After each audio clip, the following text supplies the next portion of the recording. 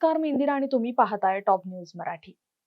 अमरावती जिल्ह्यातील परतवाडा येथे अल्पवयीन मुलींचं शोषण करून त्यांचे चित्रीकरण केल्याचा खळबळजनक प्रकार समोर आलाय। या प्रकरणात पोलिसांनी आतापर्यंत केलेल्या कारवाईचा आणि तपासाचा हा मुख्य गोषवारा। सुरुवातीला काही मुलींच्या तक्रारीवरून सुरू झालेल्या या प्रकरणाला आता पीडितांची संख्या 9 वर पोहोचली आहे।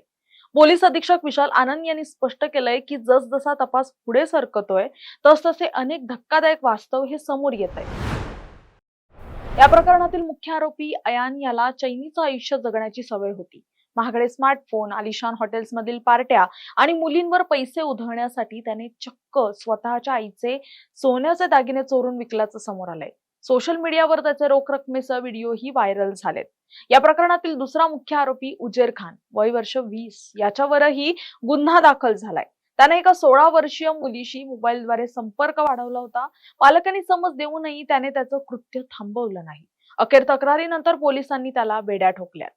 पोलिसांनी दिलेल्या माहितीनुसार हा तपास पूर्णपणे तांत्रिक पुराव्यांवर आधारित आहे। आतापर्यंत जप्त करण्यामध्ये आलेल्या साहित्यामध्ये 8 पीडितांचे 18 व्हिडिओ आणि 39 फोटो पोलिसांना मिळालेत। 5 मोबाईल आधीच फॉरेन्सिक लॅबमध्ये पाठवल्यात। त्याशिवाय 6 नवीन मोबाईल, 1 लॅपटॉप, 1 टॅब आणि 1 हार्ड डिस्क जप्त करण्यात आली आहे। वज्जर धरण परिसरात एक तरुणी आरोपींसोबत गेल्याची चर्चा सोशल मीडियावर रंगली होती।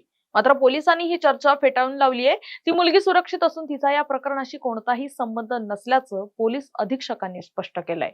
पोलिसांनी विशेष तपास पथक SIT स्थापन केलंय। महिला अधिकारी आणि बालकल्याण अधिकारी पीडितांचे जबाब नोंदवतायत। पोलीस अधीक्षकांनी आवाहन केलंय की इतरही कोणी पीडित असल्यास त्यांनी निर्भयपणे पुढे यावं। तक्रार करणाऱ्यांची ओळख पूर्णपणे गुप्त ठेवली जाईल याची खात्री पोलिसांनी दिली आहे। हे प्रकरण केवळ एक गुन्ह्यापुरतं मर्यादित नसून सोशल मीडिया आणि तांत्रिक साधनांचा वापर करून अल्पवयीन मुलींना जाळ्यात ओढण्याचं एक मोठं रॅकेट असल्याचं दिसतंय। पोलीस आता या प्रकरणाच्या मुळाशी जाण्याचा प्रयत्न करतायत। तुर्तास या व्हिडिओ तिथेच थांबूयात। तोपर्यंत पाहत राहा टॉप न्यूज मराठी, आपला महाराष्ट्र, आपली बातमी।